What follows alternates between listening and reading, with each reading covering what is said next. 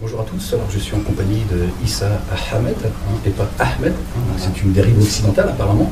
Correction nécessaire. Une correction nécessaire, je préfère dire Ahmed, parce que c'est le prénom que je porte, celui de notre bien-aimé, alayhi salam. Et donc pour ceux qui ont pu suivre un peu les vidéos que j'ai faites pour répondre à Issa Ahmed, qui m'a, selon moi, attaqué de manière assez violente, je vais donc proposer de répondre, qu'on puisse avoir un débat dans la bienséance. Il a accepté le débat, donc voilà, c'est tout à son honneur, et je suis aujourd'hui ravi d'être avec lui. Et on va parler un petit peu voilà, de manière spontanée. Moi, j'ai pas pris de notes, je pense que tu n'en as pas pris non plus, enfin, j'en sais rien, non, mais voilà. Et, voilà, de revenir un petit peu en tout cas sur ce qui m'a... Alors moi je vais arrêter de regarder la caméra, je suis avec toi, d'accord. C'était juste pour la présentation. Alors maintenant je vous laisse un peu, je reste avec mon invité, avec mon ami Ahmed, non Hamed.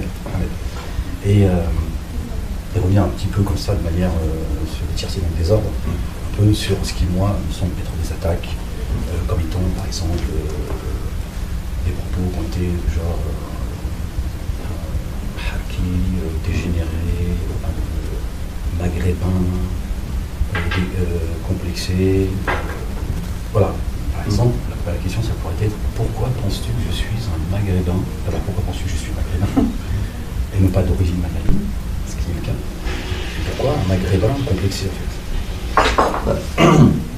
Mais parce que l'identité de quelqu'un, c'est avant tout son histoire. Son histoire, pas personnelle, parce que c'est pas un individu isolé dans l'univers. Il est la suite d'une chaîne de filiation. Il est la suite d'un héritage. Il a des racines. Il a des parents, des grands-parents, des arrière-parents, et ainsi de suite. Et c'est ça qui fonde, selon moi, l'essentiel de l'identité de quelqu'un. Donc, quand je dis que tu es maghrébin, entre guillemets, malgré toi, c'est-à-dire qu'on est ce qu'on a reçu. Un Chinois, petit Chinois, il est Chinois pourquoi? Pas spécialement parce qu'il est né en Chine. Il peut naître au Canada ou en Pologne, il sera quand même chinois. Parce qu'il a reçu un patrimoine génétique qui se voit sur sa tête. Comme toi, on voit sur ta tête que tu n'as pas le profil parisien. Voilà. Et parfois on me prend pour un italien, un espagnol, oui, un indien. C'est des zones où il y a des rapports. Mais oui, non, mais pour te dire que voilà, aussi, oui, mais souvent on pense que je suis indien. D'accord. Bon, alors, ce que je disais, c'est que voilà, il a reçu un patrimoine génétique, mais aussi culturel. Et il a reçu une manière de penser, une façon d'appréhender les choses, etc., qui vient d'un héritage de ses ancêtres, qui se sont transmis. Donc on porte ça.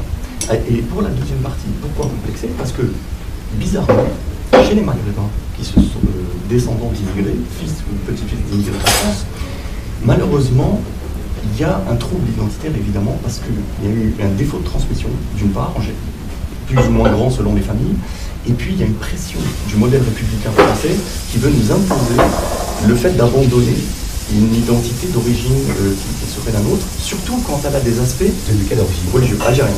Algérien. Oui, je suis algérien. Je suis algérien. Je me définis comme algérien de la diaspora. C'est né en France?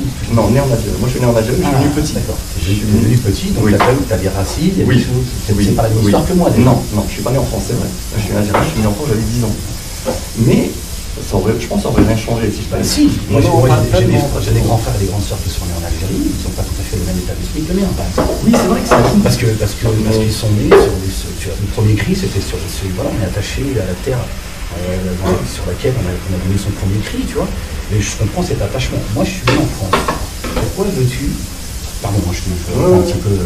Pourquoi veux-tu que moi je me sente plus algérien que français, alors qu'en fait, on a eu j'y suis allé que pendant ce qu'on appelait les grandes vacances, et je parle français, je mange français, je suis produit d'Occident.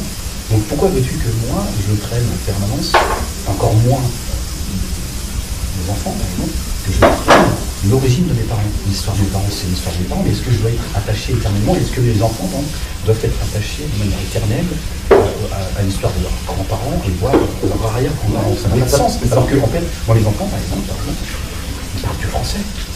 Qu'est-ce qu'ils ont de maghrébin? C'est dommage. Oui, mais c'est dommage. Non, mais ça, c'est une chose. Pourquoi les Chinois? C'est pas une perte Les Chinois parlent chinois.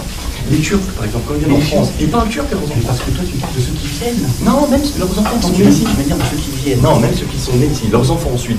Mais même les Portugais, pourtant, qui sont très proches de la France culturellement, qui sont européens, et bien pourtant, ils ont...